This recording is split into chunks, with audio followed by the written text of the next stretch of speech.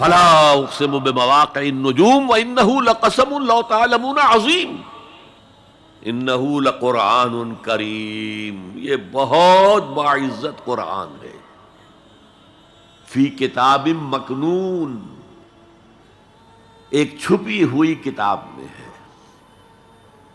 لا یمسہ الا المطہرون، اسے چھو ہی نہیں سکتے مگر انتہائی پاک ہستیاں۔ اس کے کیا معنی ہے؟ پہلی بات تو ہمیں معلوم ہو گئی، مراد فرشتے ہیں، بے ایدی سفرۃ کرام بررہ، اسی کی شرح ہو رہی ہے نا۔ اسی سے ایک فقہی مسئلہ نکالا گیا کہ بغیر وضو کے ہاتھ نہ لگاؤ، لیکن اس کا اصل مفہوم کیا ہے وہ سمجھیے۔ قرآن کی روح تک کوئی نہیں پہنچ سکتا جب تک کہ تزکیہ نفس نہ ہو گیا۔ اگر حب مال، حب دنیا، حب جاہ، حب شہرت، اگر یہ تمام محبتیں دل سے نکل نہ جائیں تو قرآن کی روح تک آپ کی اپروچ نہیں ہوگی۔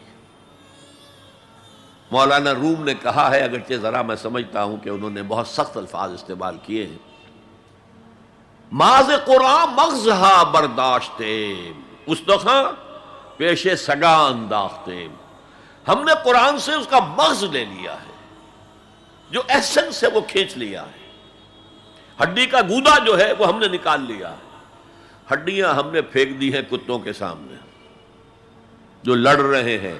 علم کلام کا مسئلہ ہے صفات حق حق سے جدا یا عین ذات، قرآن مخلوق ہے یا نہیں ہے، غیر مخلوق، اور بڑے بڑے ہو رہے ہیں اس کے اوپر، یہ کتے لڑ رہے ہیں ان ہڈیوں کے اوپر۔ ہم نے اس میں سے اصل شے نکال لی، وہ کیا ہے؟ اللہ کی محبت، اللہ کی معرفت، یہ ہے اصل شے۔ معاذ قرآن مغزہ برداشتے استخاں پیش سگا انداختے۔ تو جب تک انسان کا باطن پاک نہ ہو جائے وہ قرآن کے چھلکوں سے کھیلتا رہے گا، چاہے وہ کہنے کو مفسر ہو، قرآن کے باطن تک کبھی نہیں پہنچے گا۔ فی کتاب مکنون لا یمسہ الا المطہرون تنزیل من رب العالمین، یہ تھوڑا تھوڑا کر کے اتارا گیا ہے رب العالمین کی طرف سے۔ انزال کے معنی ہے دفعتاً اتار دینا۔ لیلۃ القدر میں آیا انا انزلناہ فی لیلۃ القدر، رمضان کے بارے میں شہر رمضان الذی انزل فیہ القرآن، باب افعال، لیکن حضور پر ایک دم نہیں اترا، تھوڑا تھوڑا تھوڑا تھوڑا 23 برس میں جا کر اس کی تکمیل ہوئی۔ اب دیکھیے جو شکوہ کیا اللہ نے، کیا اس جیسی نعمت سے تم مداہنت کر رہے ہو، بے اعتنائی کر رہے ہو، اسے پڑھتے نہیں ہو، اسے سمجھتے نہیں ہو، اس پر عمل نہیں کرتے، اسے اپنا امام نہیں بناتے؟ تمہارا طرز عمل یہ ہے، بلکہ تم نے اپنا نصیب یہ بنا لیا ہے کہ تم اسے جھٹلا رہے ہو۔ غور کیجئے، جھٹلانا جو ہے دو طرح کا ہے، ایک ہے زبان سے کہنا کہ یہ نہیں ہے، کوئی اللہ کا کلام نہیں ہے، یہ قرآن وغیرہ جھوٹ سب اساطیر الاولین ہیں، یہ محمد نے گھڑ لیا ہے وغیرہ وغیرہ، جھٹلانا ہو گیا۔ ایک جھٹلانا ہے عمل سے جھٹلانا، مان تو لیا اللہ کا کلام ہے لیکن اس کی حرام کردہ شے کو اپنے لیے حلال کیا ہوا۔ حدیث نبوی ہے ما آمن بالقرآن من استحل محارمہ، اس شخص کا قرآن پر کوئی ایمان نہیں ہے جو اس کی حرام کردہ چیز کو اپنے لیے حلال ٹھہرا لے۔ اس اعتبار سے غور کیجئے، اور اس کی مثال بھی دی ہوئی ہے سورہ جمعہ میں،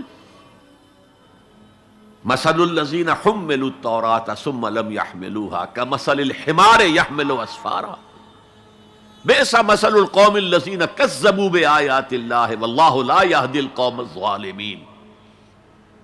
مثال ان لوگوں کی جو حامل تورات بنائے گئے تھے اور پھر انہوں نے اس کی ذمہ داری کو ادا نہیں کیا، اسے قائم نہیں کیا، اس کے احکام پر عمل نہیں کیا۔ جیسے فرمایا ہے سورہ اعراف میں قل یا اہل الکتاب، کہہ دیجئے اے نبی صلی اللہ علیہ وسلم، اے کتاب والو، لستم علی شیء حتی تقیموا التوراۃ والانجیل وما انزل الیکم من ربکم، تمہاری کوئی حیثیت ہماری نگاہ میں نہیں ہے، تمہارا منہ نہیں ہے کہ ہم سے دعا کرو جب تک کہ تم تورات اور انجیل کو اور جو کچھ نازل کیا گیا تمہاری طرف اسے قائم نہیں کرتے۔ آج اللہ ہماری دعائیں نہیں سنتا، 30 لاکھ جا کر حج کرتے ہیں، دنیا کے حالات میں کوئی ذرہ برابر فرق آتا ہے؟ اول تو حرام کی کمائی سے حج ہو رہا ہے، تو حج ہے ہی نہیں سرے سے، جو کچھ کرتے گئے تھے سودی کاروبار وہی آ کر دوبارہ شروع کر دیا، سرکاری ملازم تو جو رشوت پہلے لے رہے تھے اس کے بعد آ کر شروع کر دی۔